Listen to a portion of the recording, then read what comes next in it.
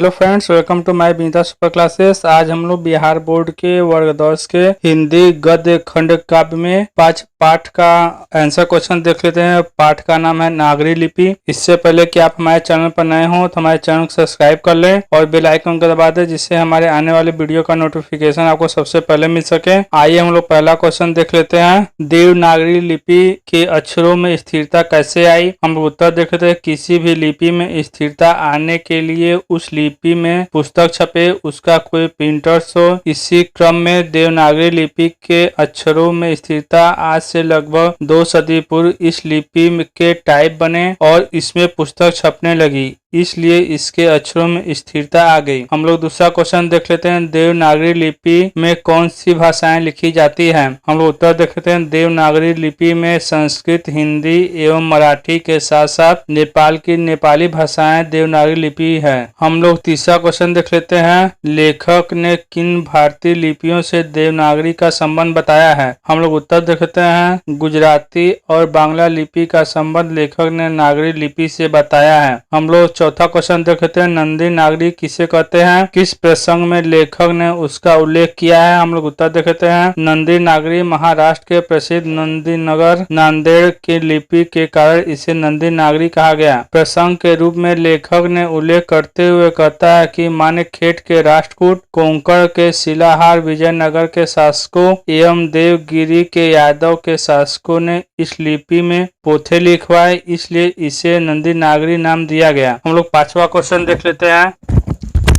नागरी लिपि के आरंभिक लेख कहाँ प्राप्त हुए, उनके विवरण दें। हम लोग उत्तर देख लेते हैं। दक्षिण भारत से नागरी लिपि के आरंभिक लेख हमें प्राप्त हुए हैं। यहाँ के राजेंद्र जैसे प्रतापी चोर राजाओं के सिक्कों पर नागरी अक्षर देखने को मिलते हैं। दक्षिण भारत में नागरी लिपि के लेख 8वीं सदी से मिलने लगा और उत्तर भारत में यह 9वीं सदी से ही प्राप्त होते हैं। हम लोग छठा क्वेश्चन देख लेते हैं। ब्राह्मी और सिद्धम लिपि की तुलना में नागरी लिपि की मुख्य पहचान क्या है? हम लोग उत्तर देखते हैं। नागरी लिपि की मुख्य पहचान यह है कि इसके अक्षरों के सिरे पर पूरी लकीरें बन जाती है और ये सिरों की रेखाएं उतनी ही लंबी रहती है जितनी कि अक्षरों की चौड़ाई होती है। अर्थात हम कह सकते हैं कि लंबाई और चौड़ाई दोनों समान रहते हैं। जबकि ब्राह्मी लिपि और उसके बाद की सिद्धम लिपि के अक्षरों के सिरों पर छोटी आड़ी लकीरें या छोटे ठोस त्रिकोण है। हम लोग सातवां क्वेश्चन देख लेते हैं। उत्तर भारत के किन शासकों के प्राचीन नागरी लेख प्राप्त होते हैं? हम लोग उत्तर देखते हैं। उत्तर भारत में अलाउद्दीन खिलजी, शेरशाह सूरी, अकबर तथा मोहम्मद गजनवी के साथ साथ मेवाड़ के गोहिल, सांभर, अजमेर के चौहान, कन्नौज के गाहड़वाल, गुजरात के सोलंकी, आबू के अपमार आदि के शासक काल में हमें प्राचीन नागरी लेख प्राप्त होते हैं। हम लोग आठवां क्वेश्चन देख लेते हैं। नागरी को देवनागरी क्यों कहते हैं? लेखक इस संबंध में क्या बताता है? हम लोग उत्तर देख लेते हैं। नागरी के नाम की उत्पत्ति एवं अर्थ के बारे में कई मान्यताएं हैं। इसमें इस संबंध में कवि कहता है कि उत्तर भारत के एक विशेष शैली को नागर शैली कहते हैं। विक्रमादित्य व्यक्तिगत नाम देव था।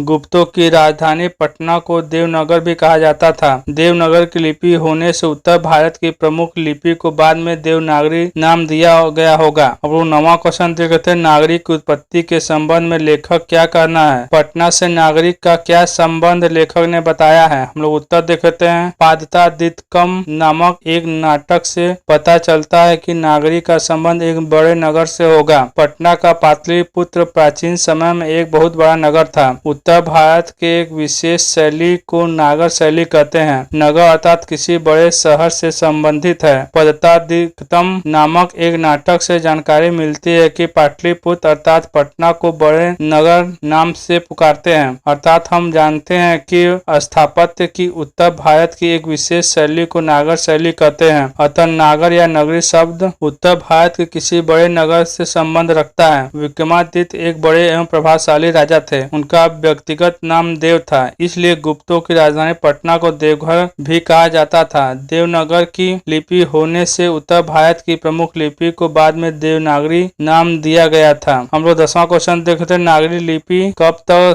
सर्वदेशिक लिपि थी। हम लोग उत्तर देख रहे थे नागरी लिपि ईसा की 8वीं से 11वीं सदियों तक हमें नागरी लिपि का विस्तार पूरे देश में देखने को मिलता है। उस समय यह एक सर्वदेशिक लिपि थी। हम लोग 11वां क्वेश्चन देख रहे थे नागरी लिपि के साथ साथ किसका जन्म होता है, इस संबंध में लेखक क्या जानकारी देता है। हम लोग उत्तर देख रहे थे नागरी लिपि के साथ साथ अनेक क्षेत्रीय भाषाएं अर्थात प्रादेशिक भाषाएं भी जन्म लेती है। इसी समय भारतीय आर्य भाषा परिवार की आधुनिक भाषाएं मराठी, बांग्ला, तेलुगु, तमिल आदि भाषाएं भी जन्म ले रही थी। हम लोग 12वां क्वेश्चन देखते हैं गुर्जर प्रतिहार कौन थे। हम लोग उत्तर देखते हैं गुर्जर प्रतिहार के बारे में अनेक मत है। इनमें से कुछ विद्वानों का मत है कि भारत में गुर्जर प्रतिहार बाहर से आए हुए थे। उन्होंने यहाँ आकर अपना एक विरासत खड़ा किया। इसके बाद उन्होंने अपने शासन के विस्तार के बारे में सोचा और कन्नौज पर अपना अधिकार कर लिया। मिहिर भोज, महेंद्रपाल आदि प्रख्यात प्रतिहार शासक हुए। प्यारे बच्चों, वीडियो पसंद आए तो लाइक करें, चैनल को सब्सक्राइब करें और अपने दोस्तों के साथ शेयर करना ना भूलें। जय हिंद, जय भारत।